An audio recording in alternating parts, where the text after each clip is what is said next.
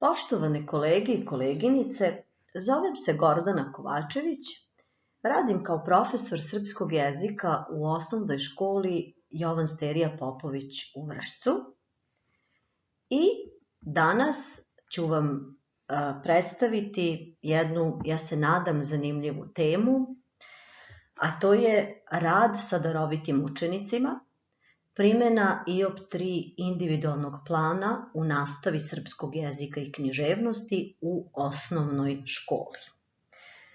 Tema obrađuje oblast nastavno-obrazovnog procesa koja se bavi darovitom, talentovanom decom i otvara polja sa mnogobrojnim načinima, pristupima i primjenom mnogih metoda.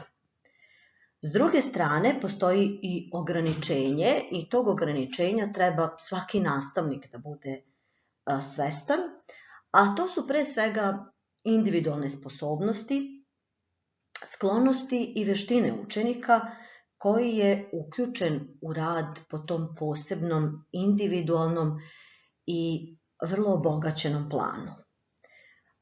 Najvažnija okolnost o kojoj treba svaki nastavnik da vodi računa je praćenje postignuća učenika. Tokom obrade ove teme navešću primere iz ličnog iskustva, dakle koje sam ja to načine, metode i pristupe koristila, kako sam pratila postignuća učenika i svakako navešću najbolje primere, odnosno njegove istraživačke i individualne radove. Posjedujem obimnu dokumentaciju, planove, izveštaje, radove učenika na osnovu kojih sam radila evaluaciju i procenu postignuća, upitnike, izveštaje o polugodišnjim postignućima i na kraju godine i tako dalje. I ta dokumentacija je polazna osnova za obradu ove teme. Obrazložit ću u okviru teme koliko učenici koji rade po IOP3 programu mogu biti motivatori, dakle podrška i pomoć drugim učenicima u razredu, također potkrepljujući primjerima iz prakse. Naročito je važna uloga nastavnika kao medijatora koji će darovitog učenika podsticati da motiviše druge učenike, ali i da sam napreduje, svestan svoje darovitosti, a s druge strane, nastavnik će istovremeno istu važnost ukazivati i ostalim učenicima u razredu, postičući ih da ostvaruju još bolje rezultate i postignuća. Važan segment je prilagođenost posebnog programa online nastavi, kao i mogućnosti i vidovi afirmacija talentovanog učenika kroz razna takmičenja, konkurse, time što ćemo mu dati vodeću ulogu u timskom radu, u projektnoj nastavi itd. Moram da napomenem na početku da su mi od velike pomoći bile knjige, radovi naučni i sve ono što je objavljivala profesorka Ana Altaras-Dimitrijević, a također jedan rad koleginice Danijele Kovačević-Mikić, prosvetnog savjetnika.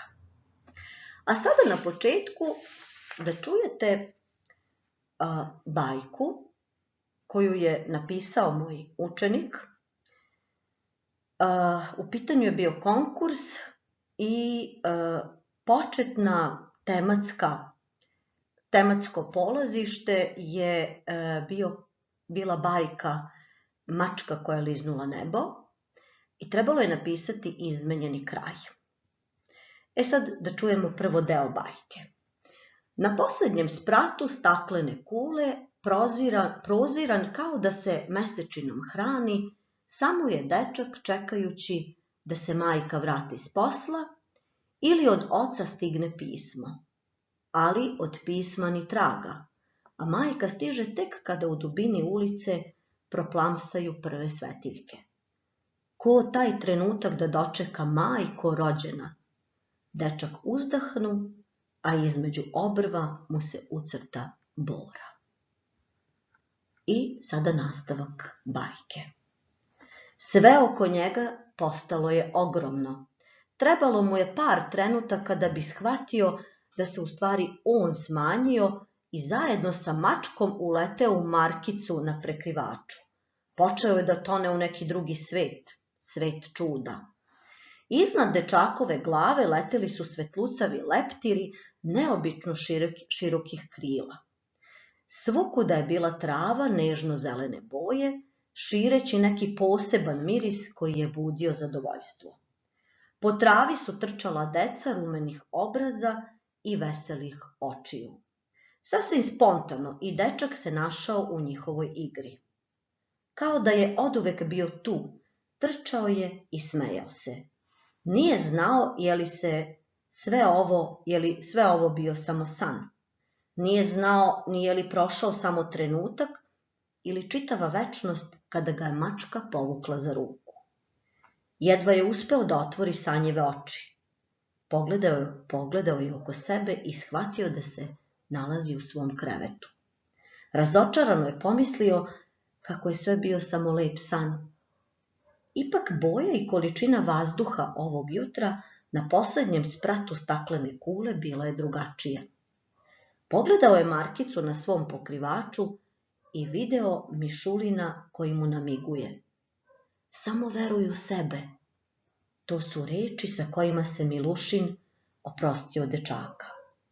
I ne razmišljajući skočio iz kreveta sa takvom lakoćom kao da nikada nije imao problema sa nogama i potrčao nestrpljivo ka kuhinji iz koje čuo neko šaputanje.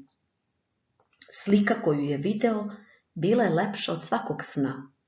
Za trpezarijskim stolom sedeli su njegov otac i majka i doručkovali. Cela prostorija zablistala je od plavih varnica kojih je bilo svuda.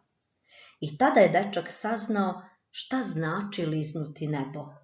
Saznao je koliko život može biti lep. U potpisu Vuk Stanojević.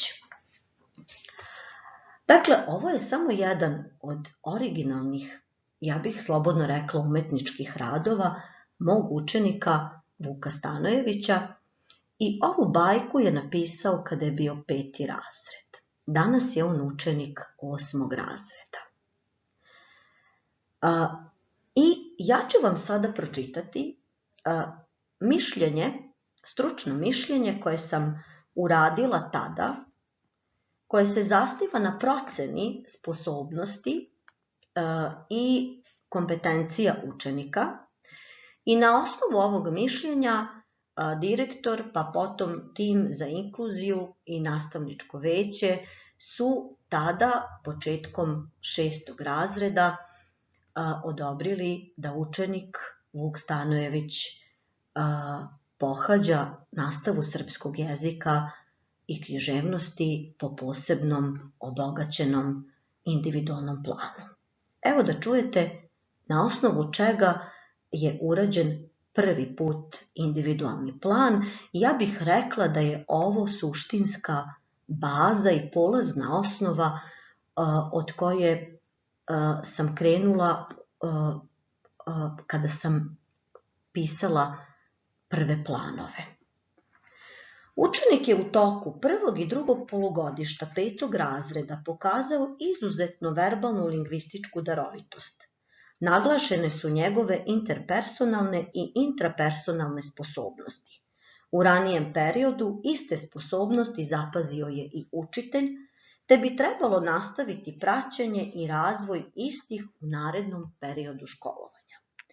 Učenik izražava izuzetno interesovanje za knjige, enciklopedije i rečnike i sa istraživačkom radoznalošću im pristupa. Zahvaljujući tome raspolaže velikim fondom informacija i bogatom leksikom. Naglašeno je njegovo stalno tragalaštvo za novim i sve interesantnijim poljima istraživanja. To je pokretačka energija ka novim izazovima, što boljim odgovorima, ka novim i originalnim rešenjima i idejama koje nadrastaju čistu percepciju i prerastaju u autorski tekst. Ta stvaralačka energija potpomognuta je entuzijazmom i individualnošću.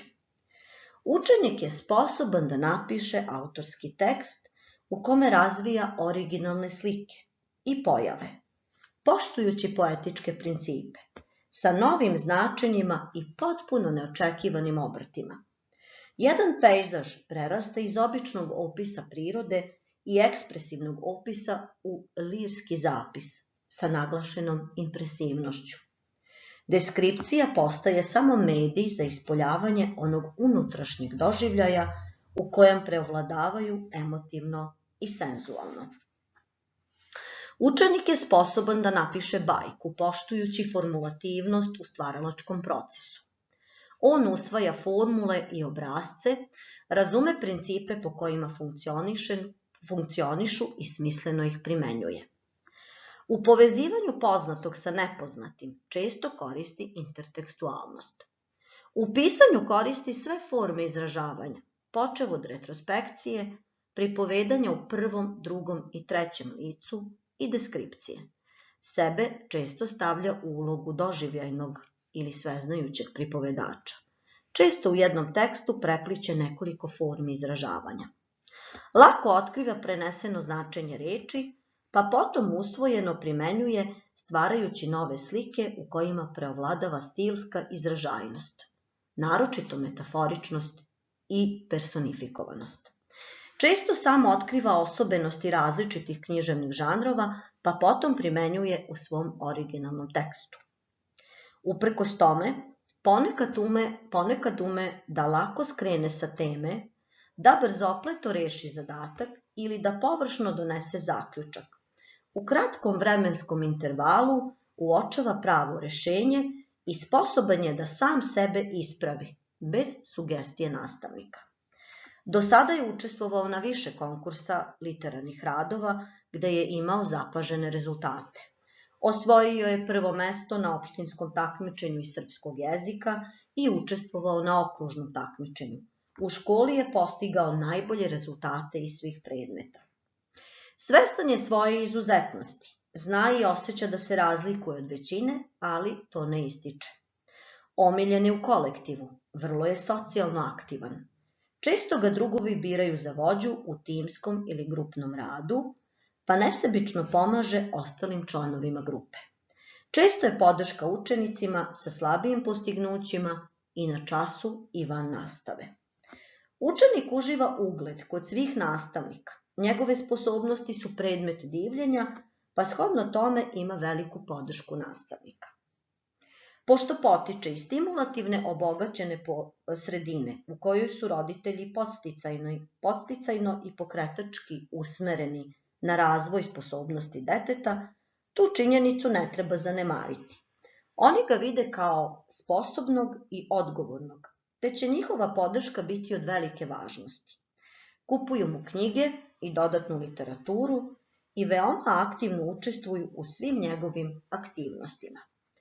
I sada najbitniji deo stručnog mišljenja, predlog za dalje razvojno praćenje i unapređenje kompetencija učenika. Učenik bi trebalo da uči po posebnom proširenom programu koji će biti dugoročan i integrisan, ali podložen promenama. Program treba da obezbedi dodatna, kompleksna i kognitivna obrazovna znanja. U programu treba ukloniti sva prostorna i vremenska ograničenja. Program treba da obezbedi kompaktirano učenje sa pretestiranjem, kao i produbljeno proučavanje gradiva iz književnosti i jezika. Napredovanje učenika biće tačno određeno ishodima. Mentorski rad nastavnika je obavezni deo programa. U razvojno praćenje učenika treba da bude uključena pedagoško-psihološka procena postignuća. Program se može sprovoditi u toku redovne i dodatne nastave, kao i kroz učešće učenika u istraživačkim stanicama, projektima i seminarima. Dakle, ovo je polazna osnova. A sada da vidimo kako sam pravila planove i kako sam planirala i pratila sve aktivnosti, ali i razvoj svih sposobnosti i kompetencija učenika. Dakle, IOP3, povezivanje i ojačavanje kompetencija učenika. Polazna osnova, 5. razred, izrazito verbalno-lingvističke karakteristike, interesovanje za enciklopedije i rečnike, raspolaže velikim fondom informacija i bogatom leksikom. Dakle, to su sve stavke iz stručnog mišljenja. Naglašeno stalno tragalaštvo i želja za istraživanjem i osvojio je nagrade na takmičenjima iz srpskog jezika. To je bila dovoljna polazna osnova u 5. razredu. A sada da vidimo kako je plan bio napravljen, po kojim to principima. Ja bih rekla na početku da sam poštovala jednu vertikalnu tematsko-motivsku povezanost praveći plan i birajući oblasti, književna dela ili oblasti iz jezika, pravopisa koje učenik treba da obradi, ali sam takođe ubacivala i napredne, bogate sadržaje i čini mi se da je ta kompaktnost horizontalna jako važna. Dakle, tu ćete prosto spojiti tematske i motivske celine, a s druge strane treba da postoji i jedno horizontalno povezivanje u planu i vidjet ćete kako sam to uradila. Sada da vidimo 6. razred, dakle, ja ću vam samo dati primere i delove iz ovog plana. Prosto plan je pravljen za celu školsku godinu, ali evo da vidimo kako sam povezivala i ojačavala jezičko-lingvističke kompetencije učenika, a pritom kako je praćen razvoj novih kompetencija. Dakle, evo 6. razred, oblasti glasovi, glasovne promene i glagolski oblici. Dakle, to je negde u skladu sa planom i programom, međutim, ono što je sada novi sadržaj, a to su jezičke nedoumice. Proučavajući ove jezičke nedoumice, s druge strane, proučavajući glasovne promene, glasove, glagolske oblike, pa potom povezujući ih sa vrstama reči, deklinacijom reči, poređenjem prideva, pravopisom, sinonimima, antonimima, sa višeznačnošću reči, učenik zapravo proširuje, ja bih rekla, obogaćuje svoje jezičke i lingvističke kompetencije. Sada, osim što koristi udžbenički komplet, učeniku je ponuđena dodatna literatura koju treba da proučava. Ovako je to izgledalo u planu koji sam sačinila. Obavezno Milorad Dešić, pravopis srpskog jezika i to najnovije prošireno izdanje iz 2019. godine. Zatim Ivan Klein, jezičke nedoumice. Slobodan Novokmet, naročito njegovi radovi na sajtu Jezikofil.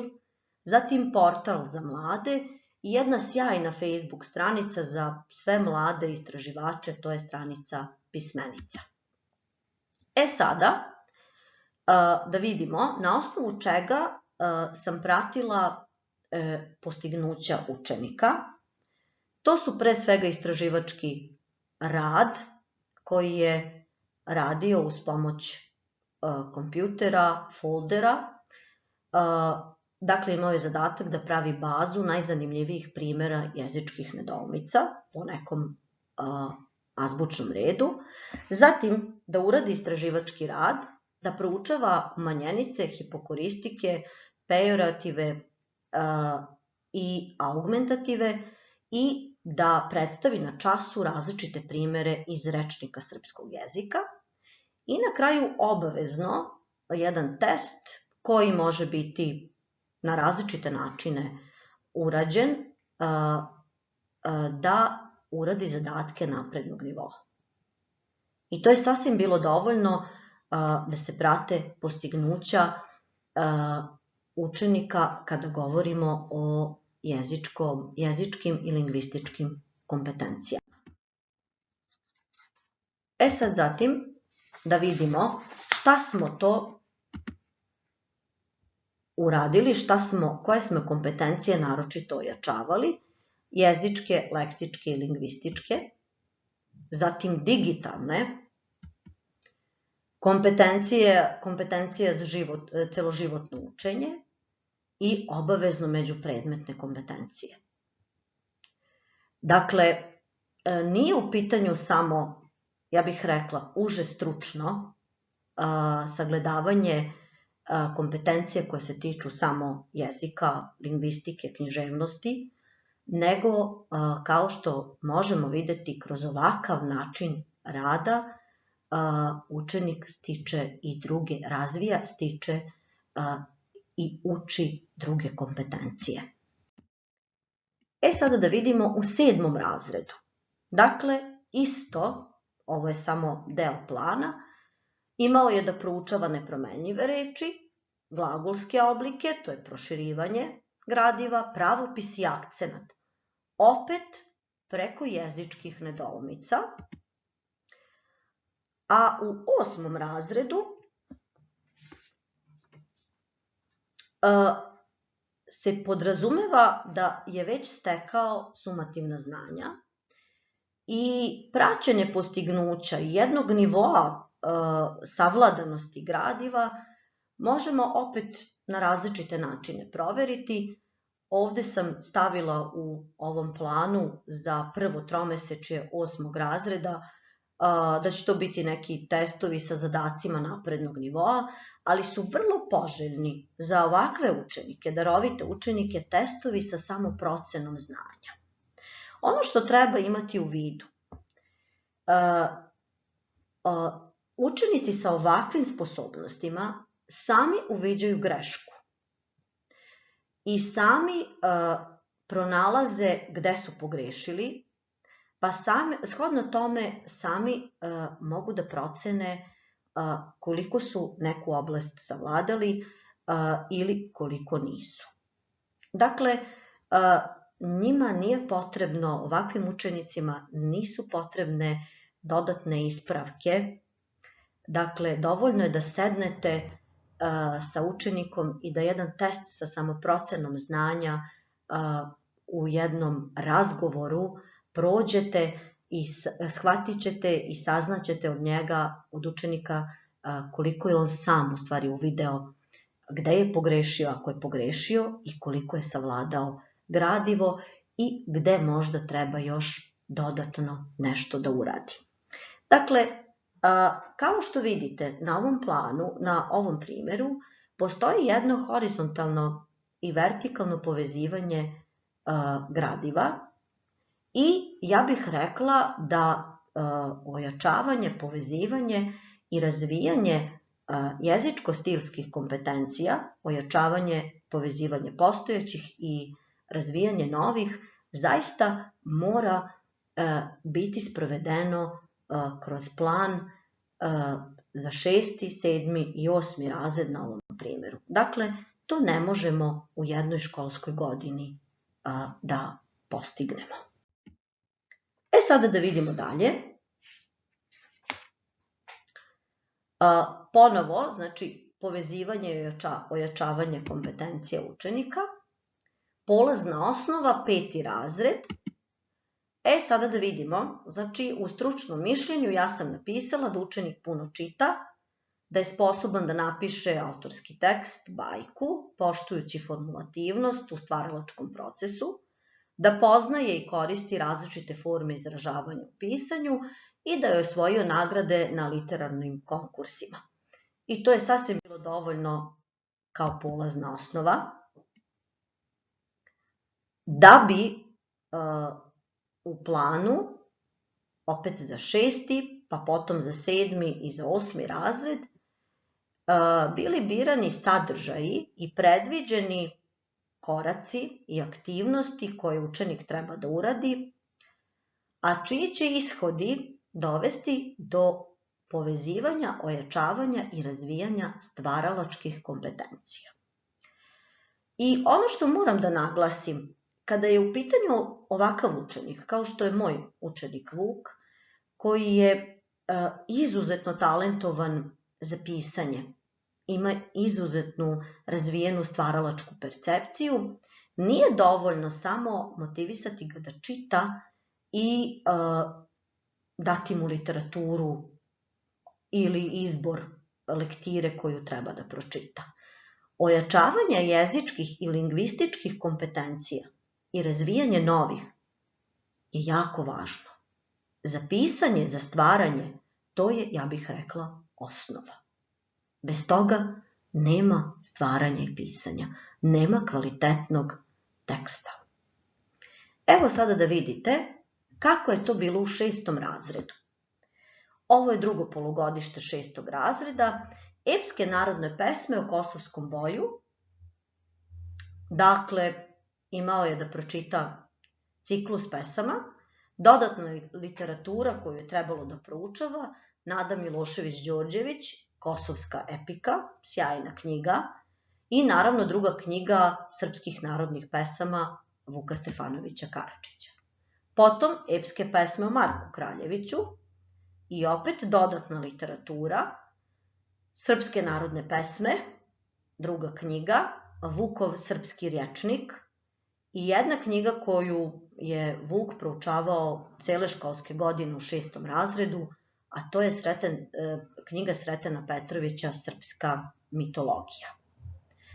E sada, na osnovu čega sam uradila procenu ili evaluaciju onoga što je urađeno i koja su postignuća koja smo postignuća imali. Trebalo je na kraju godine ili pred kraj godine da napiše 2 kreativna zadatka. Dakle, prvi zadatak je pisanje priče inspirisane pesmama kosovskog ciklusa, a drugi zadatak pisanje priče inspirisane likom Marka Kraljevića. E sada da čujete kako sam mu dala uputstva. I to je jako bitno. Da učeniku tačno precizirate šta se očekuje od njega da uradi. I tada ćete moći, ja bih rekla, precizno da odredite da li je sposoban da uradi to što se očekuje od njega. Da li imate željeno postignuće. Dakle, prvi zadatak, ovako je bilo postavljeno. Napiši priču inspirisanu kosovskom legendom i kosovskim junacima.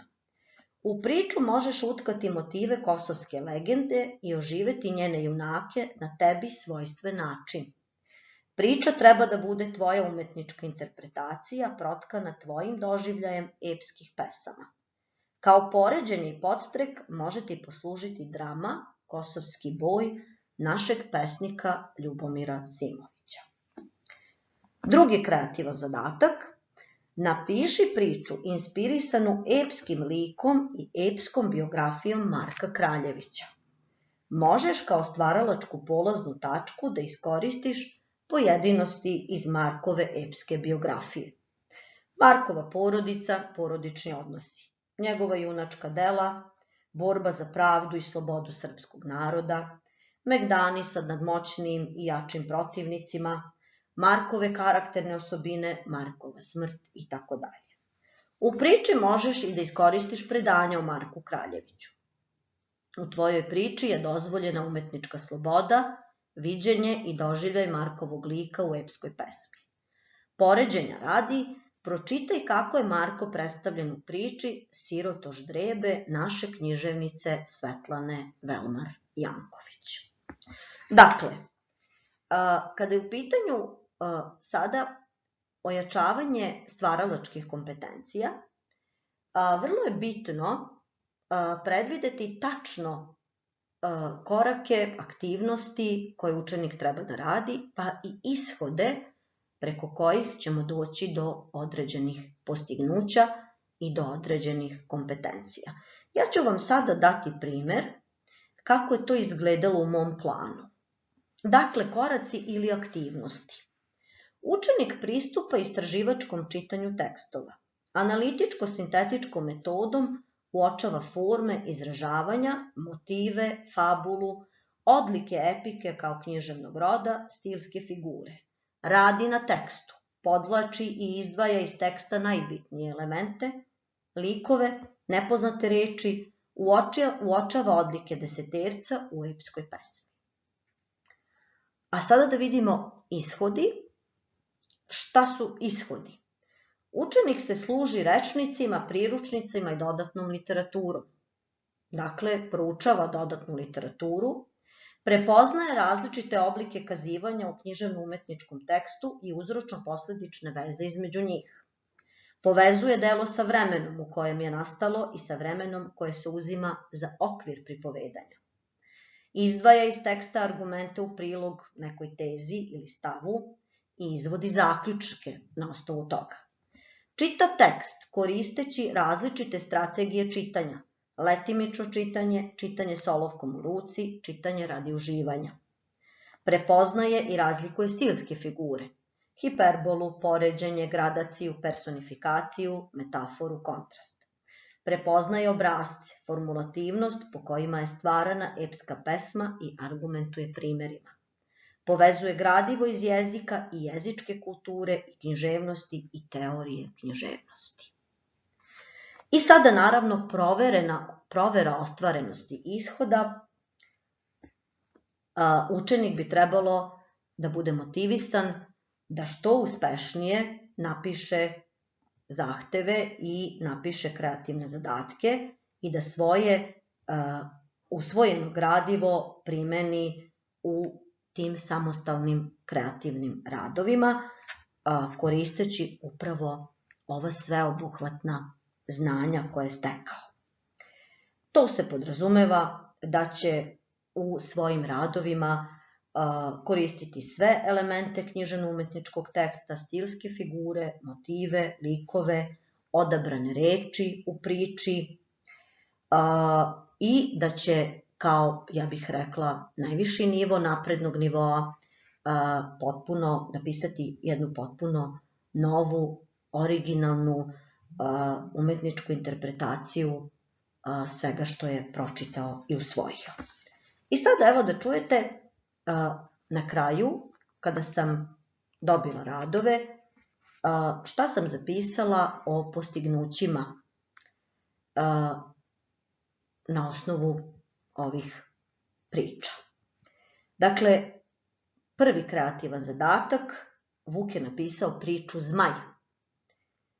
Priča Zmaj je sinteza svega što je učenik čitao o kosovskom boju i slovenske mitologije koju je proučavao cele školske godine. To je priča o tragičnoj sudbini srpskog naroda i stradanju na Kosovu umetnički uobličena kroz lik dečaka Dragana ili Dragona, Zmaja, koji prelazi trnovit put kroz mrak do mesta pogibije svog brata Milana Toplice i srpskih boraca, ali nastavlja svoju borbu do konačne svetlosti i slobode.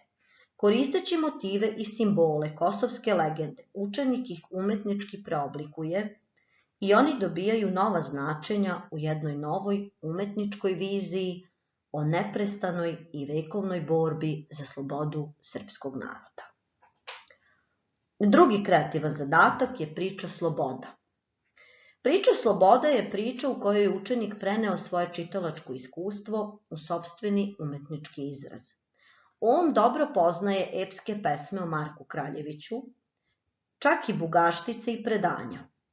Lik Marka Kraljevića kao branioca srpskog naroda i njegove slobode dobio je jedan novi kvalitativ kroz priču o Markovom detinjstvu i odrastanju u očevom domu u kojem Marko čuva i brani porodicu od Turaka.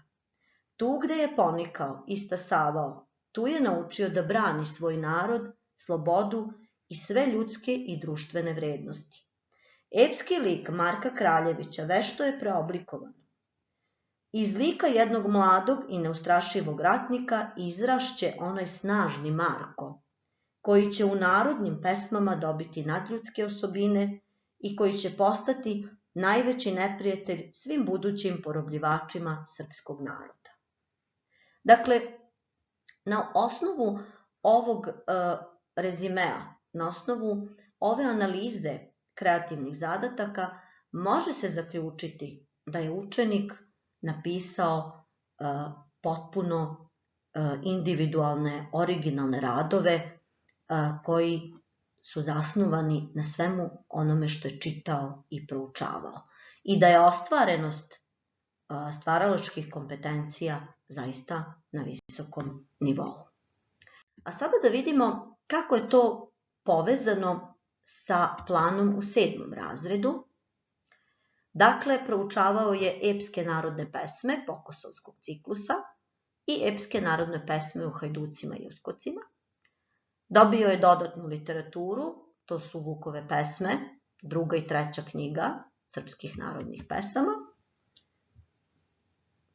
I sada, naravno, kao provera ili evaluacija svega što je uradio, pisanje istraživačkih radova i evo sada projektna nastava.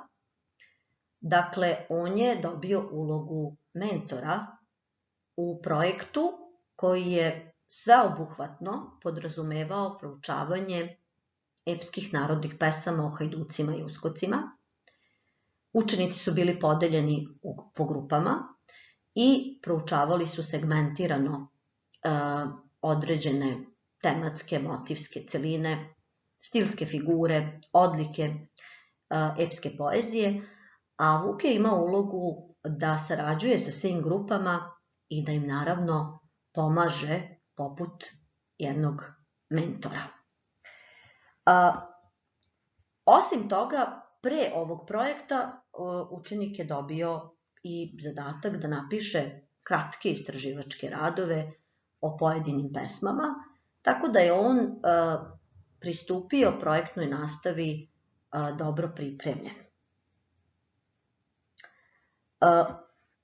Dakle, to je povezivanje sa gradivom 7. razreda i evo sada da vidimo po tom vertikalnom principu kako se povezuje gradivo, a samim tim i stvaralačke kompetencije i ojačavanje istih sa gradivom 8. razreda.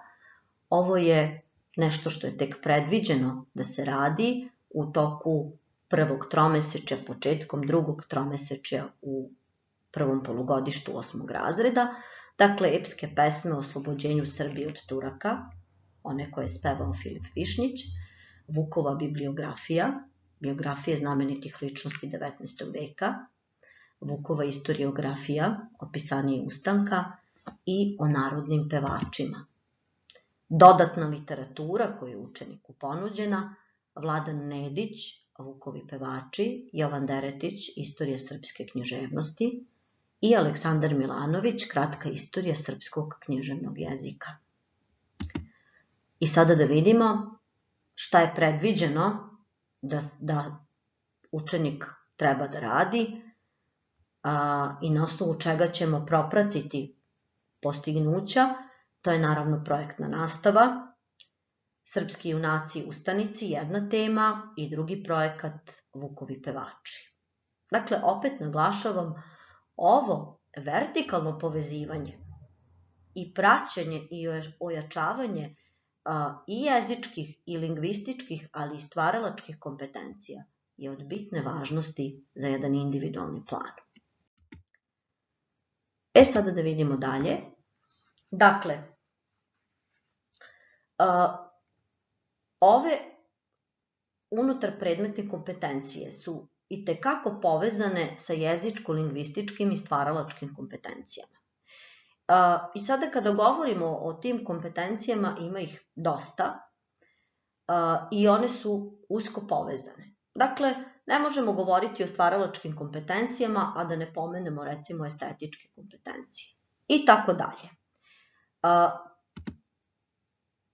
Ja ću vam sada pokazati kako sam pratila razvoj i ojačavanje istih tih kompetencija i povezanost sa drugim unutar predmetnim kompetencijama po jednom sada horizontalnom principu, a dobar primer, dakle, poznavanje primjena i korišćenje različitih književnih rodova i vrsta. Pre svega mislim na epske vrste, književno-naučne vrste i dramske vrste. Sada da vidite kako je to urađeno u planovima. Polazna osnova, opet 5. razred, učenik voli da čita i puno čita. I sada, evo gledajte, u 6. razredu učenik je proučavao zbirku, čitao i proučavao zbirku priče iz slovenske mitologije Vesne Aleksić, Kaljavi konj. U 7. razredu priče kineskog pisca Mo Jena, inače Nobelovca, a u 8. razredu je predviđeno, opet u okviru 1. i 2. tromesečja, u prvom polugodištu, Andrićeve pripovetke i pripovetke Danila Kiša Rani jadi. Sada da vidimo šta je to učenik trebalo da uradi, na osnovu čega smo mogli da uradimo procenu postignuća. Pisao je mitsku priču Hrast u 6. razredu, a u 8. je predviđeno da piše istraživački rad. Ali, čime je sada proširen plan u 8. razredu? Učeniku su ponuđeni sajtovi i dodatna literatura sa kritičkim tekstovima. I takođe su mu ponuđena imena eminentnih kritičara koji su pisali o Andrićevim delima i delima Danila Kiša. I dobio je dodatni zadatak da sam pronađe bar jedan kritički tekst i da u njegovom istraživačkom radu stav tog kritičara bude polazna osnova. Dakle, ovo je sada proširivanje gradiva. A sada da vidimo dalje. Sad pogledajte. 6. razred čitao je autobiografiju Branislava Nušića, pa u 7. razredu putopise Rastka Petrovića Afrika i Miloša Crnjanskog. I šta je pisao? Produkti na osnovu kojih su praćena postignuća je njegov putopis Put vitezova i potpuno jedna nova forma, a to je esej Šta je život ili What is life, koji je pisao za potrebe konkursa koji je raspisala japanska ambasada i jedna japanska fondacija i mi rezultate očekujemo do kraja oktobra ove godine. Taj esej je morao biti preveden na engleski jezik. A u 8. razredu Pruta Mateja Nenadović Memoari, cela knjiga i naravno primjena naučenog, praćene postignuća kroz projekat Srpski junaci i ustanici. Već sam pomenula taj projekat. A da vidimo dramska dela, u 6. razredu je čitao komediju Branislava Nušića Narodni poslanik, a u 7.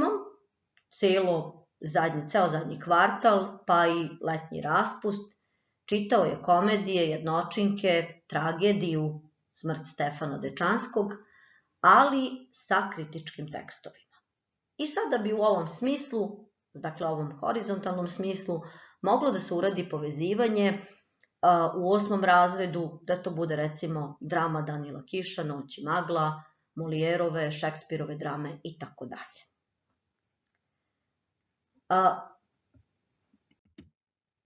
Sada, ono što želim da naglasim,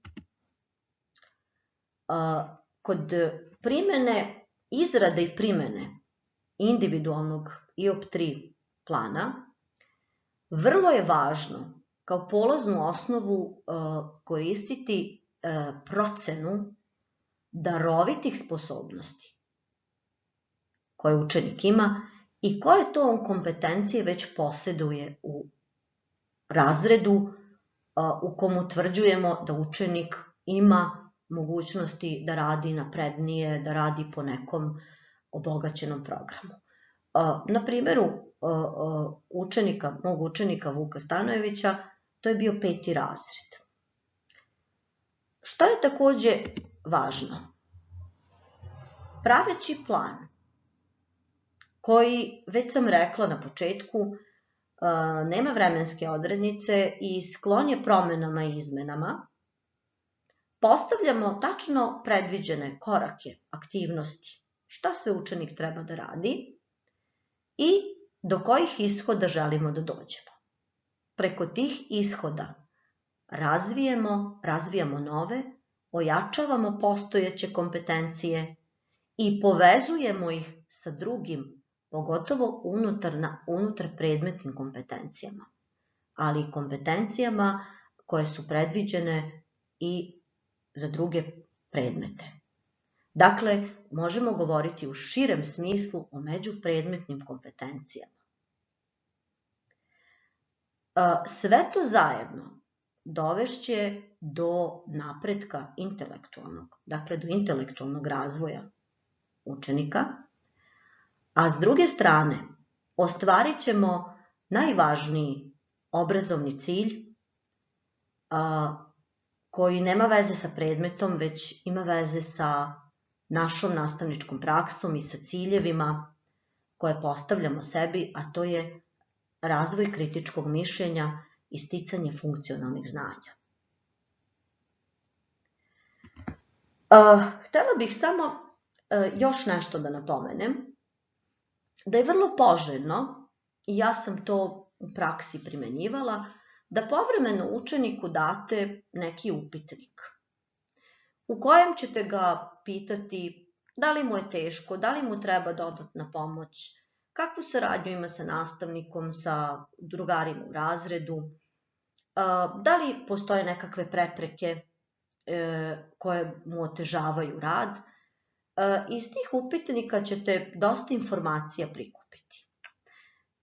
Tako sam bila u situaciji da na kraju 6. razreda učeniku dam upitnik kojim je on popunio. Taj upitnik je sadržao nekih 7-8 pitanja i odgovorio je onako kako sam i očekivala na sva pitanja, osim na jedno, a to je bilo pitanje online nastave. Ja sam bila svesna da je učenik Vuk Stanojević samostalan i pretpostavljala sam da mu taj novi vid rada, online rada, neće predstavljati problem. Međutim, u upitniku sam dobila odgovor da je njemu bilo izuzetno teško da radi sam, iako je on vrlo samostalan. Dakle, uprkos toj činjenici, on je radio samostalno i napredovao, ali ta psihološka činjenica i taj psihološki moment da je učeniku samom teško zato što je fizički odvojen od svog kolektiva i od nastavnika je jako bitna stavka. Dakle, čak i ovakvi izvanredni daroviti učenici ne treba da budu prepušteni sami sebi. I njima treba uvek podrška i podsticaj od strane nastavnika i oni žele da budu deo kolektiva i da uče i da rade u kolektivu, a s druge strane treba itekako puno razumevanja i sigurno daljih uputstava i sugestija nastavnika. Što se tiče online nastave, čini se u prvom momentu da je ovaj plan, individualni plan, IOP3 plan za darovitog učenika, idealan za online nastavu. Međutim, tu postoje prepreke. Evo upravo ovakve prepreke koje sam navela. Pored velike samostalnosti i motivisanosti ovakvih učenika da rade sami, njima je teško. I to moramo da razumemo. S druge strane, online nastava je za nas sve bilo novo iskustvo, a za naše učenike, ja bih rekla, još veće iskustvo. I želim da kažem da ništa ne može da zameni ulogu nastavnika u razredu. Znači, bez obzira što nam se čini da ovakav plan, individualan plan, jeste idealan čak i za online nastavu, treba imati u vidu da postoje i određene manjkavosti i ograničenja koja negde mi, nastavnici, praktičari sa iskustvom, moramo i da predvidimo. Ja sam u toku online nastave sa učenikom često kontaktirala preko video poziva. On je želeo sa mnom kontakt, da me vidi, da me čuje. Dakle, ti razgovori uživo su bili zaista od velike važnosti. I to ne smemo da zaboravimo. Znači, čak i ovakvim darovitim, najnaprednijim učenicima naša podrška, naša živa reč je od najveće važnosti. Šta bih još mogla na kraju da istaknem? Šta smo još to uradili i šta je to što bi možda bilo najdragocenije iz svega što je urađeno, a puno smo uradili u prethodne 2 godine kroz ove individualne planove. Pa evo ja ću pročitati isto jedan deo iz izveštaja svog, da je učenik sa posebnim pijetetom izučavao istoriju i istorijske prilike u Vojvodini i u Vršcu u 16. veku i tu istorijsku građu je iskoristio kao strukturalnu i motivsku osnovu za svoju priču. On se posebno angažovao oko pisanja radova za literarne konkurse, u uslovima online nastave kao poseban vid dodatne nastave, a u cilju ostvarivanja obrazovnih ishoda naprednog nivoa, učenik je bio motivisan da piše i na određene teme u okviru tih konkursa. Pa je tako za rad Šapat mog zavičaja u organizaciji i u okviru konkursa koje je organizovalo Društvo učitelja Topole i Gradska biblioteka Topole osvojio prvu nagradu. Pisao je tekst Uskrs za konkurs koje je raspisalo Društvo učitelja Vranja. Već sam pomenula esej What is Life koji je raspisala ambasada Japana u Srbiji. I naravno neću zaboraviti njegovo učešće u velikom letnjem čitalačkom maratonu koje je raspisala izdavačka kuća Klet i takođe te rezultate tog konkursa očekujemo vrlo uskoro. Dakle, pored toga, bio je motivisan da istraživački pristupa novim književnim vrstama, putopisu, eseju, noveli, istorijskoj priči i da piše svoje radove primenjujući sva poetička, motivsko-strukturalna i kompoziciona načela datih književnih vrsta. Primenjujući naravno u tim radovima i sva stečena znanja, veštine i kompetencije koje se tiču jezika i lingvistike. I mogla bih ja još da pričam o ovom radu svom, ali to će ostati za neko naredno predavanje i neki naredni naš susret. I kako bih naravno završila ovo kratko predavanje, nego pričom Vuka Stanojevića, koja je i nagrađena prvom nagradom, a zove se Šapat mog zavičaja. Nežni zraci prvog prolećnog sunca probudili su i ove godine radost u dvorištu stare trošne kuće. Iskusna lipa počela je da širi opojan miris, a vragolasta trešnja svoje sitne bele cvetove. Ništa bez hlada starog oraha, koji svojim snažnim i blago olistalim granama dodiruje još uvek ranjive grane svojih komšija.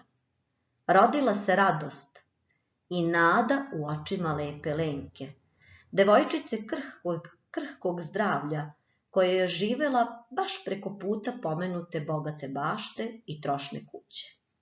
Zbog prirode svoje bolesti dosta vremena je provodila u svojoj sobi i sa prozora posmatrala Janka, kako s lakoćom skače sa grane na granu starog oraha, sve dok ne stigne na najvišu. Volela je te trenutke bezbrižnosti. Tu je Janko, dečak hrabrog srca, njena snaga, njen svet, a Janko osjećao je toplinu njenog pogleda. I dok god je lampa u Lenkinoj sobi svetlila, znao je kojim putem treba da ide. Te 1594. godine u tom malom gradu koji se nalazi u samom podnožju brda, život nije bio lak. Turska surovost ulila je strah u duše mnogih. Vladala je tišina. Jedino su sitne bele latice mlade trešnje slobodno letele. Lenka je osjećala kako u detinjem telu njenog Janka sazreva čovek. Odvažan i odlučan. Nosila je njegovu čvrstinu u sebi. Bivala je sve snažnija. Ne postoji izbor. Lampa osvetljava samo jedan put. Put borbe za slobodu. Iako mlad, Janko Lugošan Halabura je učestvovao u jednom od prvih otpora srpske vojske turskoj vlasti. Jedna četa ustanika pod njegovim vođstvom opsedala je Vršačku kulu u kojoj se nalazila turska posada. Arslan Beg, zapovednik tvrđave, izazvao je Janka na dvoboj. Bez ikakvog straha i bez ikakvog razmišljanja Janko odlučno korača. U tom dvoboju turskom begu je odrubio glavu. Dvojica Megdandžija su svesno, u ličnom obračunu, spasili puno života svojih vojnika. Lenka se odvažila i sve više vremena provodila u dvorištu preko puta svoje kuće. Jedinom dvorištu na svetu. Sedeći na najnižim granama oraha, posmatrala je satima svetlo u svojoj sobi i nadala se novom proleću. Međutim, Jankova pobeda nije značajno promenila situaciju. Hasan Paša je došao u Vršac i ponovo osvojio tvrđavu. To je poprilično slomilo Janka. Jesen je zavladala prirodom, lipa utihnula, trešnja primirila. U bici kod sela Parta izgubio je život mladi Janko Lugošan Halabura. Lampa u Lenkinoj sobi zauvek se ugasila. Poput sitnih, belih latica mlade trešnje, Jankov duh utisnut je u svaki kamen ovog malog grada, koji se nalazi u samom podnožju brda. I šapuću nam o hrabrosti, o snazi, šapuću nam o ljubavi. Poštovane kolege, hvala vam na pažnji i svako dobro do nekog sledećeg viđenja.